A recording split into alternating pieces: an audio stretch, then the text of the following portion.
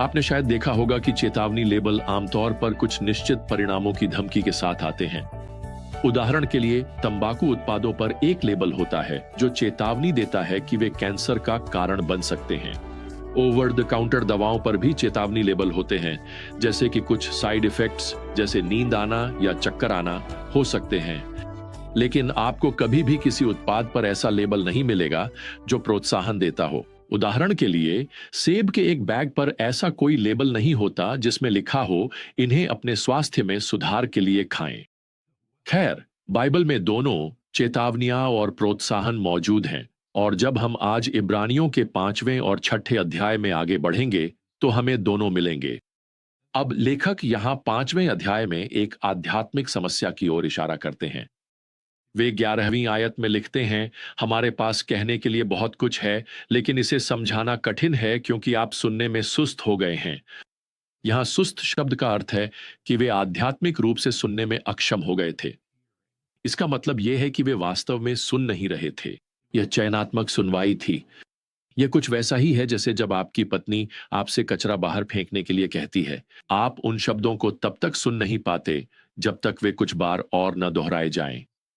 खैर, यही बात यहां लेखक भी कह रहे हैं। उन्हें बार बार वही सत्य फिर से सिखाने पड़ रहे हैं। जैसा कि लेखक अब उन्हें 12वीं आयत में बताते हैं, इसका परिणाम यह हुआ है कि वे शैशवावस्था में ही रह गए हैं। वे लिखते हैं, वे उन बच्चों की तरह हैं जिन्हें अभी भी दूध की जरूरत है, ठोस भोजन की नहीं। अब यह ठोस भोजन मसीही जीवन के गहरे सत्यों का प्रतिनिधित्व करता है। ये वे सत्य हैं जो आत्मिक गहराई और, जैसा कि वे यहां लिखते हैं, अच्छे और बुरे के बीच भेद करने की क्षमता उत्पन्न करते हैं। इन सत्यों का वर्णन 14वीं आयत में उन परिपक्व विश्वासियों के लिए किया गया है जिनकी विवेक शक्ति निरंतर अभ्यास से प्रशिक्षित हो गई है। अब मुझे आपको बताना है, जब मैं 12 साल का था तो मुझे सबसे ज्यादा नापसंद यही था कि मेरी मां यह शब्द अभ्यास इस्तेमाल करें। स्टीफन, अब तुम्हें पियानो का अभ्यास शुरू करना है। खैर, मैंने 8 साल तक पियानो की क्लास ली और आखिरकार छोड़ दी, और मैंने उसी वजह से छोड़ी जिस वजह से शायद आपने भी पियानो की क्लास छोड़ दी होगी। आपको अभ्यास करना पसंद नहीं था। खैर, आज मैं एक कॉन्सर्ट पियानिस्ट नहीं हूं, और इसकी सिर्फ एक वजह है, मैंने पियानो का अभ्यास करना बंद कर दिया। आपका क्या हाल है? खैर, सच्चाई यह है कि विवेकशीलता मसीही के लिए अपने आप सुनिश्चित नहीं होती। यह केवल उन्हीं को मिलती है जो अभ्यास करने के लिए तैयार होते हैं। वे अपने दैनिक जीवन में परमेश्वर के वचन का अभ्यास करते हैं। अब इब्रानियों के 6ठे अध्याय की पहली 2 आयतों में हमें आत्मिक परिपक्वता के लिए बुलावा मिलता है। जितना दूध बच्चे के लिए जरूरी है, उतना ही वह बच्चा अंततः ठोस भोजन खाने के लिए बड़ा हो जाता है।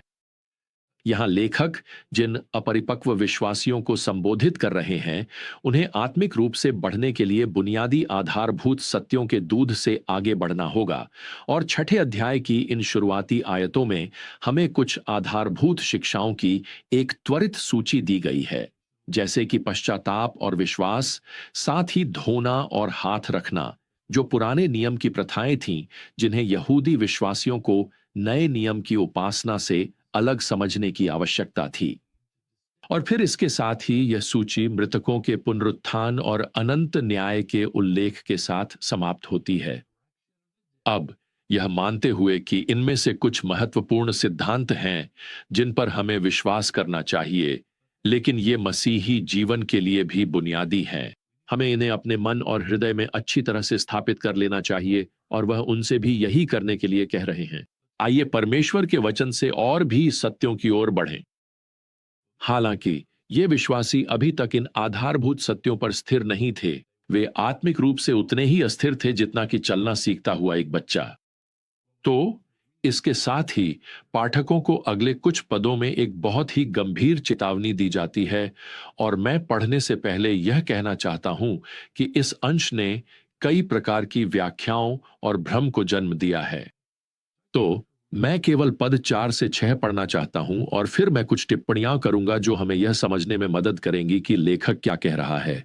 क्योंकि जिन लोगों को एक बार ज्योति मिली है, जिन्होंने स्वर्गीय वरदान का स्वाद चखा है, पवित्र आत्मा में सहभागी हुए हैं और परमेश्वर के वचन की भलाई तथा आने वाले युग की सामर्थ्य का अनुभव किया है और फिर गिर गए हैं, उन्हें फिर से मन फिराव के लिए लौटाना असंभव है, क्योंकि वे अपने ही लिए परमेश्वर के पुत्र को फिर से क्रूस पर चढ़ा रहे हैं और उसे अपमानित कर रहे हैं।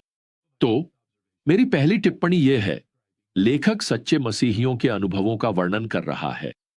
वह यहां कहता है कि वे आत्मिक रूप से ज्योतिर्मय हो गए हैं। उन्होंने स्वाद चखा है, अर्थात उन्होंने स्वर्गीय वरदान का अनुभव किया है जो उद्धार से संबंधित है। वे पवित्र आत्मा में सहभागी हुए हैं। हालांकि ये ऐसे अनुभव हैं जो केवल एक मसीही को ही हो सकते हैं। लेकिन फिर वह विश्वासियों के गिर जाने और मसीह को पूरी तरह अस्वीकार कर देने की बात करता है। ऐसी स्थिति में लेखक कहता है कि उस व्यक्ति के लिए फिर से पश्चाताप करना असंभव है। अब कुछ लोग कहते हैं कि इस अंश का अर्थ है कि मसीही अपना उद्धार खो सकते हैं, लेकिन अगर ऐसा है तो यह अंश यह भी सिखा रहा होगा कि उनके लिए फिर से उद्धार पाना, फिर से पश्चाताप करना असंभव है। मैं ऐसे किसी व्यक्ति को नहीं जानता जो यह मानता हो कि आप अपना उद्धार खो सकते हैं और साथ ही यह भी मानता हो कि वह फिर से उद्धार नहीं पा सकता। मेरा मानना है कि लेखक यहां एक काल्पनिक स्थिति प्रस्तुत कर रहा है और यह काल्पनिक है क्योंकि कोई भी मसीही, कोई भी सच्चा मसीही कभी भी यीशु मसीह का त्याग और अस्वीकार नहीं करेगा और शैतान के अधीन अंधकार के राज्य में लौटना नहीं चाहेगा। यह तो वैसा ही होगा जैसे कोई अंधा व्यक्ति जिसे अचानक देखने की शक्ति मिल गई हो, बाद में यह तय करे कि वह फिर से अंधा होना चाहता है। ऐसा होने वाला नहीं है। यह सच है कि कुछ लोग जो सच्चे मसीही प्रतीत होते हैं, विश्वास से दूर हो जाते हैं। प्रेरित यूहन्ना ने समझाया कि जब उन्होंने लिखा कि वे हमारे बीच से इसलिए चले गए क्योंकि वे वास्तव में हमारे नहीं थे, पहला यूहन्ना 2:19। दूसरे शब्दों में, जो लोग कहते हैं कि उनके पास मसीह है लेकिन फिर वे संसार को चाहते हैं, वे वास्तव में शैतान का अनुसरण करना चाहते हैं, तो उनके पास शुरू से ही यीशु नहीं था। तो फिर इस काल्पनिक स्थिति को प्रस्तुत करने का उद्देश्य क्या है? मेरा मानना है कि लेखक यह जोर दे रहा है कि इन यहूदी विश्वासियों के लिए यह कितना मूर्खतापूर्ण होगा कि वे कभी भी यहूदी धर्म की परिचित प्रथाओं, परंपराओं और बलिदानों की ओर लौटने पर विचार करें। क्या वह मसीह और उसके बलिदान के कार्य का अस्वीकार करना नहीं होगा? और यदि काल्पनिक रूप से ऐसा हो सकता है, तो वे मसीह को छोड़कर उन लोगों के साथ जुड़ जाएंगे जिन्होंने प्रभावी रूप से यीशु को फिर से क्रूस पर चढ़ा दिया। और मैं आपको बता दूं, यीशु को फिर से क्रूस पर चढ़ाना ऐसी बात है जो कोई भी सच्चा मसीही न तो कर सकता है और न ही कभी करना चाहेगा। यहां इन यहूदी विश्वासियों को अपने विश्वास में दृढ़ बने रहना है। उन्हें परमेश्वर के वचनों और मसीह के पूर्ण कार्य पर भरोसा करने के लिए प्रोत्साहित किया जा रहा है और कहीं और देखने की आवश्यकता नहीं है। उनकी सुरक्षा उसी में है। खैर, लेखक उन्हें अब्राहम का उदाहरण देता है। यहां 6 अध्याय के अंतिम पदों में कई असफलताओं के बावजूद अब्राहम ने परमेश्वर पर विश्वास किया, अब्राहम ने दृढ़ता दिखाई और उसने परमेश्वर द्वारा उसे दिए गए वचनों की आशीष पाई। लेकिन अब्राहम अपनी निष्ठा के कारण नहीं बचाया गया था, वह परमेश्वर के विश्वास योग्य वचन के कारण बचाया गया था। आज अब्राहम, प्रियजनों, स्वर्ग में इसलिए नहीं है क्योंकि वह पूर्ण थे, बल्कि इसलिए क्योंकि परमेश्वर ने वादा किया था। और यही बात आज आप और मेरे लिए भी सच है। मुझे यहां पद 18 में जो लिखा है वह बहुत पसंद है। परमेश्वर के लिए झूठ बोलना असंभव है। उद्धार एक उपहार है। बाइबल इसे स्पष्ट रूप से बताती है। यह केवल विश्वास के द्वारा, केवल मसीह में प्राप्त होता है। तो आज आप परमेश्वर के उस वचन में जिसमें यीशु मसीह को स्वर्ग का टिकट बताया गया है, कितने सुरक्षित हैं। खैर, इब्रानियों का लेखक इसे यहां पद में इससे अधिक स्पष्ट नहीं कर सकता। 19 हमारे पास यह आत्मा का एक दृढ़ और अटल लंगर है, एक ऐसी आशा जो पर्दे के पीछे के भीतरी स्थान में प्रवेश करती है। अब यहां के ये यहूदी विश्वासियों ने इस चित्र को तुरंत समझ लिया होगा। पहली सदी में नाविक जब किनारे के पास पहुंचते थे जहां उन्हें लंगर डालना होता था, तो वे अपने जहाज का लंगर जहाज से आगे एक छोटी नाव में ले जाते थे। वे उस लंगर को छोटी नाव में ले जाकर किनारे पर डाल देते थे ताकि बाहर खड़ा जहाज रात भर बह न जाए, भले ही लहरें और धाराएं उस जहाज को धक्का दें या खींचें। खैर, पद 19 हमें बताता है कि हमारी आत्मा का लंगर पहले ही पर्दे के पीछे ले जाया जा चुका है। यह पवित्र पवित्र स्थान अर्थात परम पवित्र स्थान की ओर संकेत है। वह स्वयं परमेश्वर की उपस्थिति में है।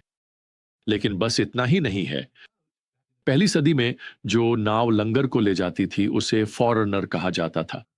यही ग्रीक शब्द यहां यीशु मसीह के लिए प्रयोग किया गया है। इसे मैं फिर से पढ़ता हूं। हमारे पास आत्मा का यह निश्चित और अटल लंगर है, एक ऐसी आशा जो पर्दे के पीछे आंतरिक स्थान में प्रवेश करती है। यह रहा पद 20, जहां यीशु हमारे लिए एक अग्रदूत के रूप में गया है। तो यीशु ने पहले ही स्वर्ग में तुम्हारी जगह सुरक्षित कर दी है। क्या तुमने कभी इस बात पर विचार किया है कि तुम्हारी आत्मा का लंगर पहले ही स्वर्ग के तट पर परमेश्वर की उपस्थिति में रखा जा चुका है? खैर, इससे अधिक सुरक्षित और कुछ नहीं हो सकता। तो आइए हम मसीह अपने उद्धारकर्ता में जो सुरक्षा हमें मिली है उसके प्रकाश में जीवन व्यतीत करें। खैर, इसी के साथ आज के लिए हमारा समय समाप्त होता है। अगली बार तक प्रियजनों, प्रभु यीशु मसीह की अनुग्रह, परमेश्वर का प्रेम और पवित्र आत्मा की संगति आप सभी के साथ बनी रहे। आमीन।